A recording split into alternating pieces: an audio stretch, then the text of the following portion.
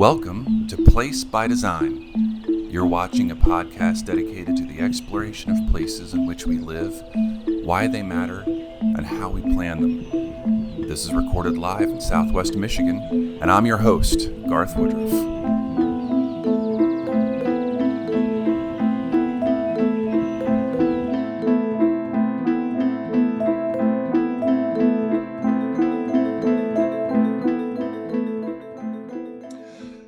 Okay, welcome to another episode of Place by Design, and I have with me Mark Moreno from Andrews University, professor of architecture, right? And if I remember your background right, University of Texas, right? Yep. And then your master's degree was Harvard, right? Correct. Now, did you work in between those, or did you work in the industry after? What's the parallel to your industry work? Well, I had some side jobs when I was a student working for an interior designer. That was my first job in the industry. I grew up working in my dad's restaurant, the Alamo Restaurant in Grand Prairie, Texas. It was a family-run place with 8 siblings running around doing the work. Cool. Yeah, it was pretty cool. So how long have you been at Andrews? 23 years. This is my 24th year. Wow. And yeah, I know, it's a long time. Yeah, it is a long time. I mean, that basically means probably the vast majority of your work life has been at Andrews University, right? It is. I think I was at the Alamo Restaurant for about 18 years. That was the other longest running stint, but that was from the time I was 8 to the time I moved off to graduate school. I worked for a professor just after graduating from school for a couple of years, and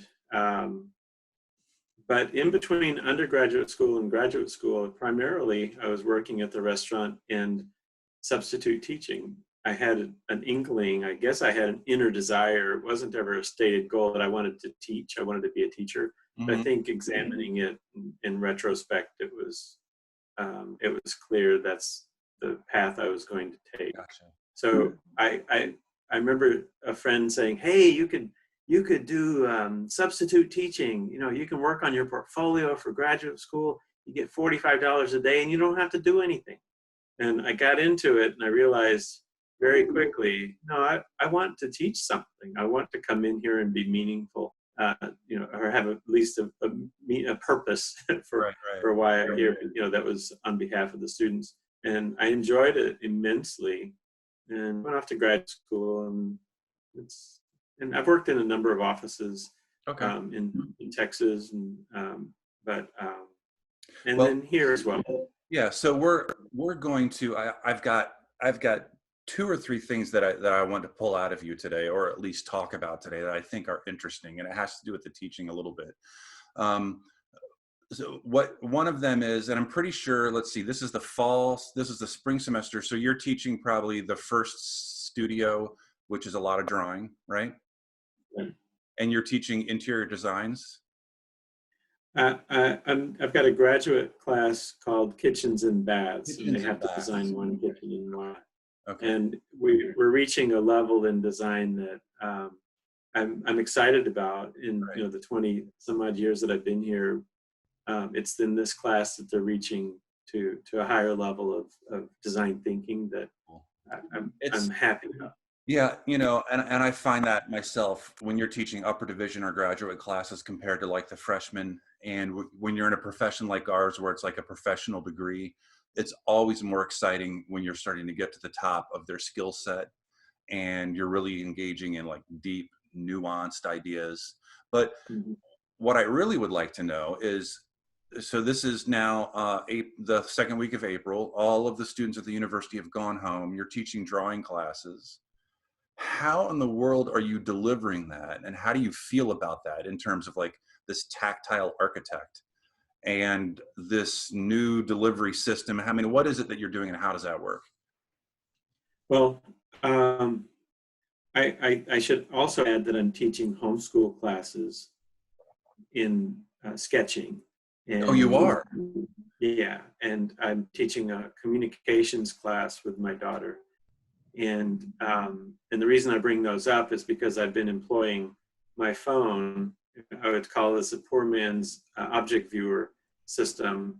I tried to get the object viewer to work that we have at the university, bring it home and use it so that I could draw while the students can see what I'm drawing. And so But what I'll do is object I'll viewer, log in.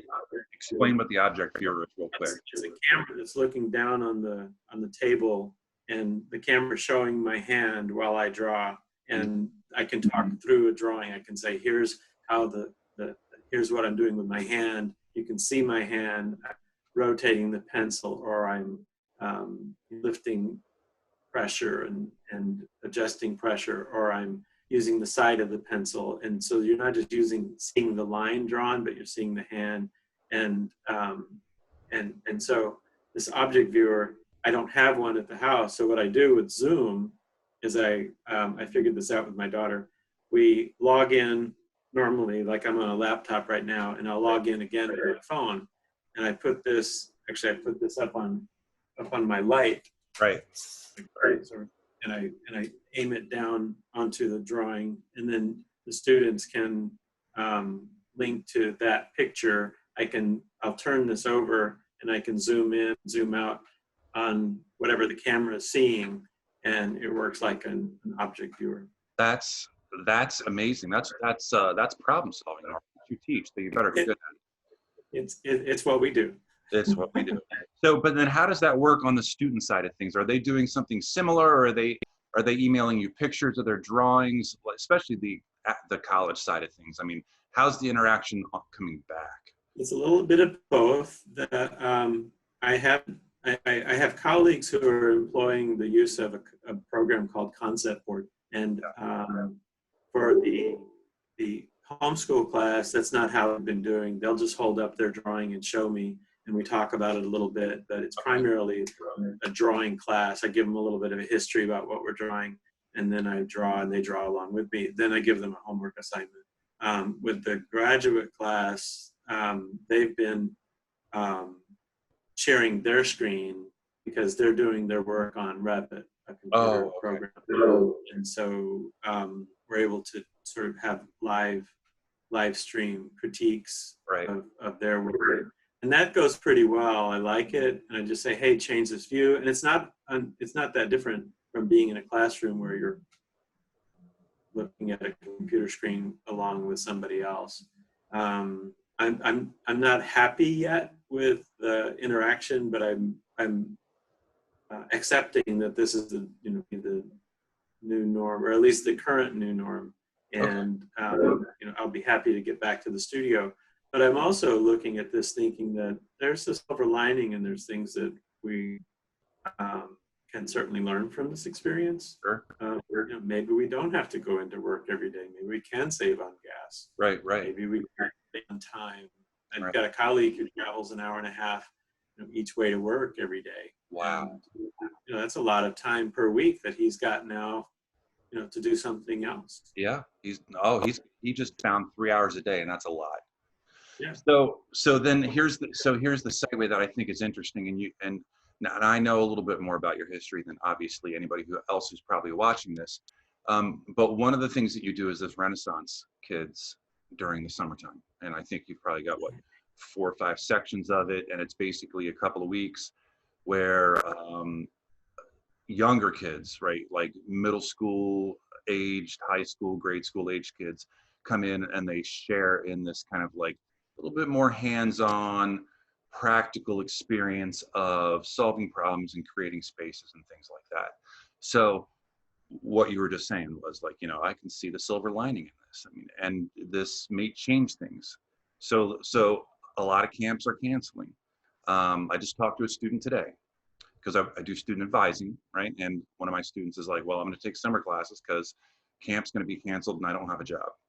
So how does the new normal parlay into this Renaissance Kids piece? It's a good question. When parents ask me generally, what are my kids going to do in your camp? I used to tell them specifically, well, we're going to do this and this and this exercise and this exercise. But my answers have become more and more generic, as in we're problem solving. We're asking kids to look at things in a lot of different perspectives. We look down on things. We look at the side view. We look into and outside of. We Right. look at the context, and we state the problem. We figure out through design solutions to those problems, and we ask them to work together. We ask them to use their hands. We ask them to draw and make models. Right. And I'm generally pretty satisfied with that as an answer. It's a pat answer, but it's more meaningful than just saying, "Hey, we're going to build a bridge today." Right. And we're looking critically at things, and we are processing. We're looking at process quite a bit. You Right. can do this. It's okay to fail.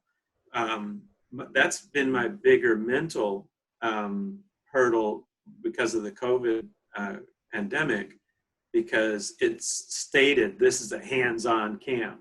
Right. And every year for the last since 2007 we've met together and we do these things together. How I'm looking at that now is saying, okay, I've got a challenge, Right. and that is to deliver this camp digitally. And I've said to myself, I'm not changing the mission, and I'm not changing what was meaningful before. I'm not changing it again. I'm not going to change it. We're going to still do all of those things, and we're going to be emphasizing hands-on and collaboration. So my goal is to give design problems and then a platform. Concept board is where it's kind of like Google Docs, but for graphics. Yeah. And share images. And I think currently that's where my head is. I think we'll put together some way in which the kids can have input into a collaborative design. Right. You remember when we taught placemaking studio together a year ago, I think. And one of the first projects that you did, which was your little brainstorm, was this collaborative model building. And I think it was the first year that we used SketchUp. Yeah. And we did it, and students basically, like, if there was that model of collaborative work, that could be done online super easy, because that was an online platform, and they were downloading their SketchUp pieces into this full project where they each had a chunk to design. But probably with Renaissance kids, the younger ones, you know what could work though? Minecraft. It's crossed my mind. I've been told Renaissance kids is like Minecraft in reality. Right. But the strange thing is, and this might be, it doesn't seem strange to me, I've never watched Minecraft in action. I've never opened it. My boys were downstairs. They're grown men, but they were downstairs 2 nights ago, and they were both Minecrafting. And it's pretty fascinating to watch. And they had their own little world going on, and it was a split screen. I'll bet you, I would have to learn, and I'm sure you would have to completely figure that out. But probably for the younger kids, they would think it's awesome. Well, they would, and I would too, but I'm not ready to relinquish the insistence on hand making things. So like the spaghetti, because you did, like last year, you did it in one of my extra rooms at the university, and they were building spaghetti things that were supposed to absorb weight from something, right? Yeah, we were building structures that had to carry an egg safely to the ground from a 10-foot free fall. And it was fantastic. These kids did it. Did anybody actually pass the test? Yeah, they get free Renaissance Kids tuition for that. Really? At the end of the semester, if they can do it with their structure, they get a free tuition for Renaissance. Well, everybody's got spaghetti in their house. They're either earning discounts or full scholarship throughout the semester. Nice. You are quite a giver, my friend. You give back to the community quite a bit. Well, I wish I could give more. I do have to. I started Renaissance Kids to generate a little more income, because I had kids. I had bills. I still have Harvard bills. You do. I do. And you've got 3 girls in college or something like that, right? Two are still in college. One's done. Okay. I don't make a lot of money, but I think it's important to give, and I give scholarships, and if people. Yeah, but I don't mean just give through Renaissance Kids. You seem to have collaborated on a ton of design projects downtown in St. Joe. and worked with different people in the community to raise awareness of injustice or needs. I mean, it seems like that. I see that all over the place. And I feel like Renaissance Kids, I know Renaissance Kids is a little summer business like many of us have, but there's a lot of philanthropy to it. But maybe that just goes Yeah. to your teaching. Well, it's pretty much at least half of my identity around here, and it's a passion. Um, I also realized through working with the camp that there's never been a project that I've done where there wasn't some aha moment, where a design breakthrough or some idea came to flesh out what the project really wanted to ultimately be, and that credit goes to somebody else. It could be the director of the Krasl, Julia Gorley, or it could be my wife, or it could be a kid. And oftentimes it is a kid where they say, "Oh, why can't we do this?" And I say, "Why not? Let's do it." Yeah, great idea. Let's go. And my boss, Professor Karskalen, has solved a few problems where I'm struggling. I'm like, okay, I've been thinking about this for 2 weeks, and I haven't landed on the solution. And he'll just go, "Well, why don't you do it this way?" And it's like, "Oh, okay, got it." That makes sense. It's meant to be now. Yeah, being too close to it. Well, listen, we're going to wrap this part up, but what I want to talk to you about next, we're going to talk about next, okay?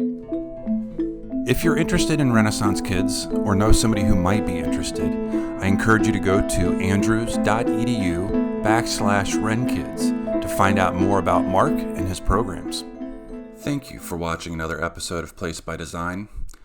I'd like to thank my team at Rootbound for their continued support. Of course, we also thank our generous guests that join us on the edge of the lake. Please share if you enjoyed yourself and plan to come back for more. And don't go away mad, just go away.